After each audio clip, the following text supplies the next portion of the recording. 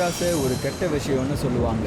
ஆனால் இந்த விஷயத்தை உணர்றதுக்காக நான் என்னோட மொத்த குடும்பத்தையே இழக்க வேண்டியதாயிடுச்சு. ஏன்னா அதை பற்றி எனக்கு எதுவுமே தெரியலை.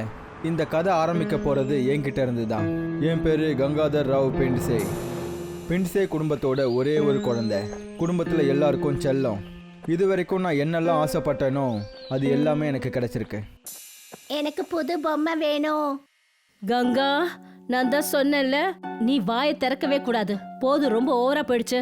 நாளுக்கு நாள் உன்னோட பிடிவாதம் அதிகமாயிட்டே போகுது. இதுக்கு மேல உனக்கு எந்த புது பொம்மையும் கிடையாது. ஏன் கிடையாது? இங்க பாரு, அவன் நம்மளோட பையன். அவனுக்கு இந்த உலகத்துல இருக்கிற எல்லா பொருட்கள்லயும் உரிமை இருக்கு. ஆனா நாமங்க. நீ வாய மூடு. நீ சொல்ற எதையுமே நான் கேட்க மாட்டேன். வாப்பா, நான் உனக்காக புது பொம்மை வாங்கி கொடுக்கறேன். ஏ, புது பொம்மை. அது பொம்மையா இருந்தாலும் பெரிய வண்டியா இருந்தாலும் வயசுக்கேற்ற மாதிரி எல்லா பொருட்களையும் அடையிறது என்னோட பழக்கம் ஆயிடுச்சு. அப்புறம் இப்போ நான் மீராவை அடையணும்னு நினைச்சேன். அவ எங்க கிராமத்துக்கு புதுசா வந்தா.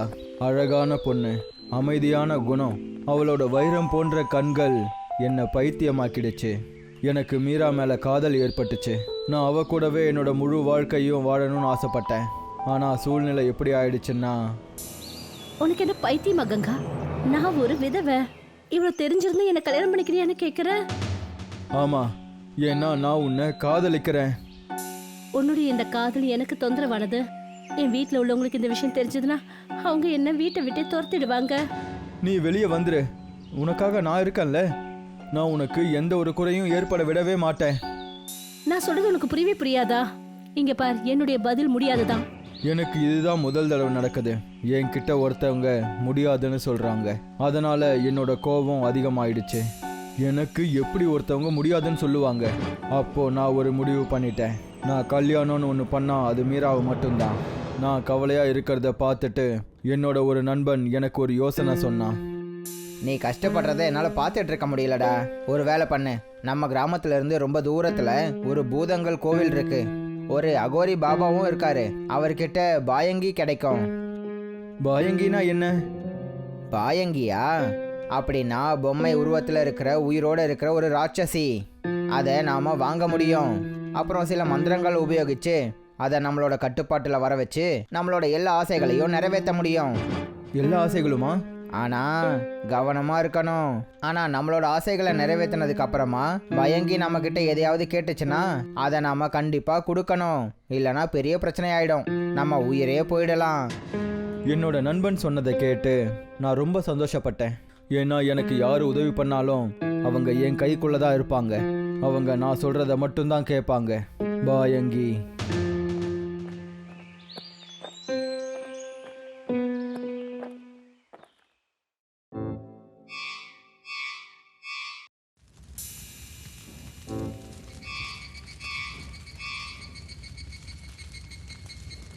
நான் ஒரு நொடி கூட வீணாக்காம அந்த அகோரிக்கிட்ட இருந்து பாயங்கியை வாங்கிட்டேன். அதை அமைதியாக என் வீட்டுக்கும் கொண்டு வந்தேன். இப்போ நான் ராத்திரிக்காக தான் காத்துக்கிட்டு இருந்தேன். 12 மணி ஆயிடுச்சு. நான் தந்திர மந்திர காரியங்களை ஆரம்பிச்சிட்டேன். ஜெய் சாமுண்டாய நமக, ஜெய் சாமுண்டாய நமக.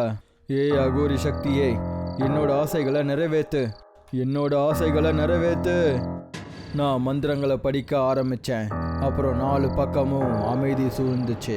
நான் பயத்தால் நடுநடுங்கிட்டு இருந்தேன். அப்போதான், சொல்லு, உனக்கு என்ன வேணும்னு சொல்லு, சொல்லு. எனக்கு மீரா தான் வேணும். நான் அவளை பயங்கரமாக காதலிக்கிறேன். உனக்கு என்ன வேணுமோ அது கிடைச்சிடும். அப்புறம் எல்லாமே அமைதி ஆயிடுச்சு. மறுபடியும் அதே அமைதி. அப்போதான் வெளியே கதவு தட்டுற சத்தம் கேட்டுச்சு. நான் கதவு கிட்ட போய் கதவை திறந்து பார்த்தேன். அப்போ முன்னாடி மீரா இருந்தா. அவளோட கண்கள் ஏன் விசித்திரமா இருந்துச்சுன்னு தெரியல. அப்புறம் அவ பார்க்கறதுக்கு சுயநினைவில் இல்லாத மாதிரி இருந்துச்சு.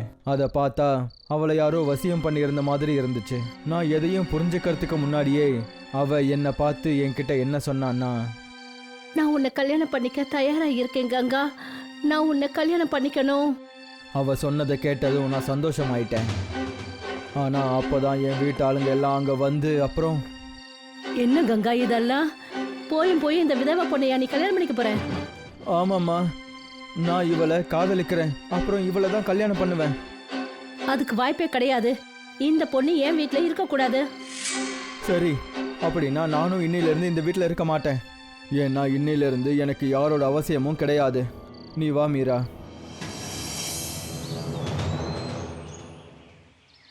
பாயங்கியோட அற்புதமான வேலையால் நான் தரையில் இருக்கும்போதே வானத்தில் பறக்கிற மாதிரி உணர்ந்தேன். பாயங்கி இருக்கும்போது எனக்கு வேற யாரோட அவசியமும் கிடையாது.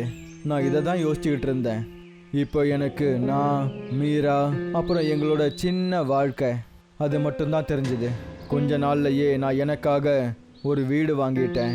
மக்கள் எல்லாரையும் வசியப்படுத்தி அவங்களோட நிலங்களை என் பேரில் மாற்றிக்கிட்டேன். அப்புறம் மறுபடியும் அதே விஷயங்கள் நடக்க ஆரம்பிச்சுது.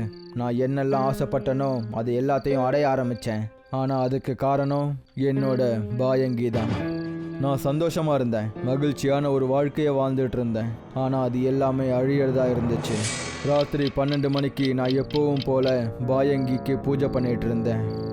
ஜெய் சாமுண்டாய நமஹா, ஜெய் சாமுண்டாய நமஹா.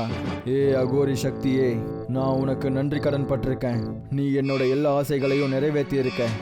இப்போ இது உன்னோட முறை. சொல்லு சொல்லு, உனக்கு என்ன வேணுமோ சொல்லு.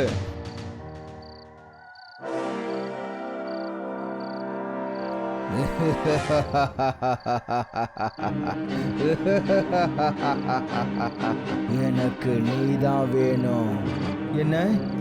ஆமா, எனக்கு உன்னோட பலி வேணும். உன்னோட பலியை அடைஞ்சு நான் இன்னமும் சக்திசாலி ஆகணும். கொஞ்சம் கொஞ்சமா எல்லாரையும் ஆட்சி பண்ணணும். எனக்கு நீதான் வேணும். எனக்கு உன்னோட பலி வேணும். முட்டாள் சக்தியே, அடி முட்டாள் சக்தியே, நீ எல்லாரையும் ராஜ்யம் பண்ணுவியா? உனக்கு என்னோட பலி வேணுமா? மறந்துட்டியா? நீ எனக்கு அடிமையா இருக்க. நான் தான் உன்னை வாங்கினேன். நீ எனக்காக வேலை செய்யணும். நீ என் உயிரே எடுக்க பார்க்குறியா? மறந்துடாத, நீ ஏன் கட்டுப்பாட்டுக்குள்ளே இருக்க. இப்போ இங்கேருந்து ஒழுங்கா போயிடு.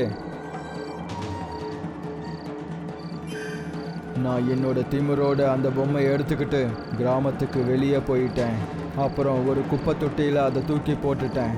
அப்புறம் என் வீட்டுக்கு திரும்பி வந்தேன். அப்போது எனக்கு திடீர்னு வித்தியாசமாக ஒரு உணர்வு வந்துச்சு. எனக்கு வேர்க்க ஆரம்பிச்சுது. நடந்துக்கிட்டே நான் வீட்டுக்கிட்ட நெருங்கி வந்துட்டேன். அப்போ நான் திடீர்னு கீழே விழுந்துட்டேன். என்னோட உடம்பை என்னால் அசைக்கவே முடியலை. அப்போ தான் என்னோட வீடும் வெடிச்சுது. அப்புறம் வீட்டோட 4 திசையிலையும் நெருப்பு எரிய ஆரம்பிச்சுது. என்னோட மொத்த வீடும் நெருப்பில் எரிஞ்சு சாம்பல் ஆயிடுச்சு. அது கூடவே மீராவும் அந்த நெருப்பில் எரிஞ்சு சாம்பல் ஆயிட்டா. அப்போதான் என்னோட காதுகளில் என் நண்பனோட குரல் கேட்டுச்சு. ஆனா கவனமா இருக்கணும். ஆனா நம்மளோட ஆசைகளை நிறைவேற்றினதுக்கு அப்புறமா பயங்கி நம்ம கிட்ட எதையாவது கேட்டுச்சுன்னா அதை நாம கண்டிப்பா கொடுக்கணும். இல்லைன்னா பெரிய பிரச்சனை ஆயிடும். நம்ம உயிரே போயிடலாம்.